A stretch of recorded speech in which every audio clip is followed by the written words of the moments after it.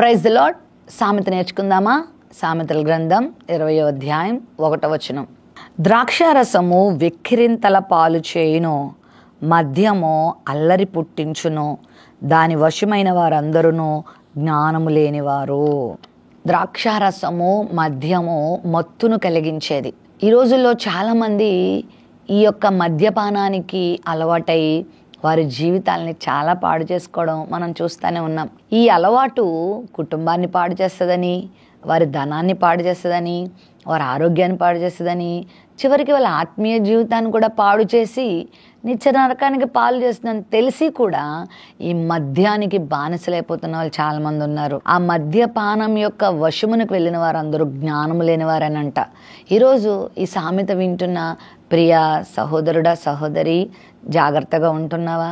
ఇదివరకు నేను అనుకునేదాన్ని పురుషులే మద్యపానం చేస్తారేమో అనుకున్నాను.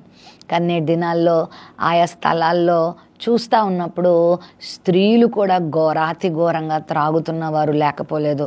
చాలా జాగ్రత్త సుమ. అది ఒకవేళ నీకు మత్తును కలిగిస్తుందేమో, కొద్దిసేపు నీకు ఉపశమనాన్ని కలిగిస్తుందేమో, అది నీకేదో కొంచెం ఆహ్లాదాన్ని, వినోదాన్ని అందిస్తుందేమో, కానీ అది నీ శరీరంలోకి ప్రవేశించి కట్ల పాము వలె నిన్ను కాటు వేస్తుంది. జాగ్రత్త.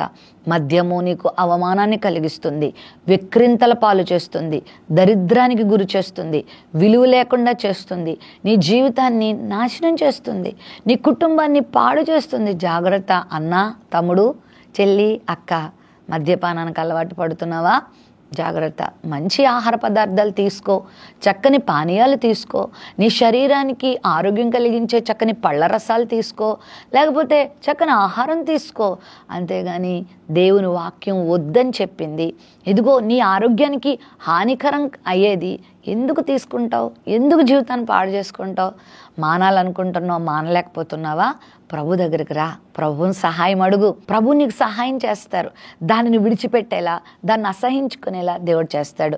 యేసుక్రీస్తునందు విశ్వాసం ఉంచిన అనేక మందిలో త్రాగుబోతులుగా ఉన్నవారు ఒకప్పుడు రక్షణ పొంది ఆ త్రాగుబోతనాన్ని విడిచిపెట్టి ఈరోజు అనేకులకు మేలు చేసేవారిగా మారారు.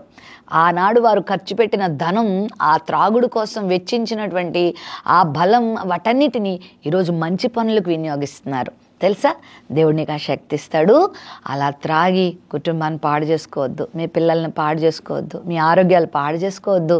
ప్రభువుని నమ్ముకోండి, విశ్వాసాన్ని కలిగి జీవించండి. ప్రభువు మీకు ఆనందాన్ని ఇస్తాడు. ఆయన మీకు చక్కని ఉల్లాసాన్ని ఇస్తాడు, మీకు మంచి ఆరోగ్యాన్ని ఇస్తాడు, మీ జీవితాన్ని దీవింపచేస్తాడు. ఒకవేళ మద్యపానమునకు మీరు అలవాటు పడితే అల్లరి, విక్రింతలు పాలై జీవితాన్ని నాశనం చేసుకునే అవకాశం ఉంది.